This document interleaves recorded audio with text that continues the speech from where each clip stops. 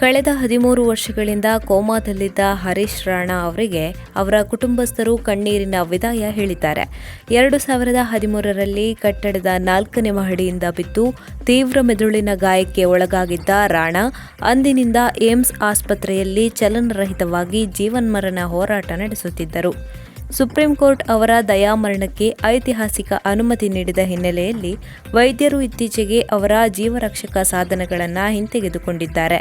ವಿದಾಯದ ಕೊನೆಯ ಕ್ಷಣಗಳು ಅತ್ಯಂತ ಭಾವುಕವಾಗಿದ್ದವು. ಸಾಮಾಜಿಕ ಜಾಲತಾಣಗಳಲ್ಲಿ ಹರಿದಾಡುತ್ತಿರುವ ವಿಡಿಯೋದಲ್ಲಿ ಬ್ರಹ್ಮಕುಮಾರಿ ಸಹೋದರಿಯೊಬ್ಬರು ರಾಣಾ ಅವರ ಹಣೆಗೆ ತಿಲಕವನ್ನಿಟ್ಟು ಎಲ್ಲರನ್ನೂ ಕ್ಷಮಿಸು, ಈಗ ನೀನು ಹೊರಡುವ ಸಮಯ ಬಂದಿದೆ ಎಂದು ಹೇಳುತ್ತಾ ಸಮಾಧಾನಪಡಿಸುತ್ತಿರುವುದು ಕಂಡುಬಂದಿದೆ.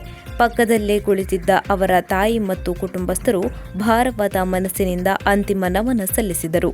ಸುಪ್ರೀಂ ಕೋರ್ಟ್ ನೀಡಿದ ಈ ತೀರ್ಪು ಭಾರತದ ಮೊದಲ ದಯಾಮರಣ ಪ್ರಕರಣವೆಂದು ಗುರುತಿಸಲ್ಪಟ್ಟಿದೆ. ದೀರ್ಘಕಾಲದವರೆಗೆ ಟ್ಯೂಬ್ಗಳ ಮೂಲಕ ಉಸಿರಾಟ ಮತ್ತು ಆಹಾರ ಪಡೆಯುತ್ತಿದ್ದ ಮಗನ ಯಾತನೆಯನ್ನ ನೋಡಲಾಗದೆ ಪೋಷಕರು ನ್ಯಾಯಾಲಯದ ಮೊರೆ ಹೋಗಿದ್ದರು.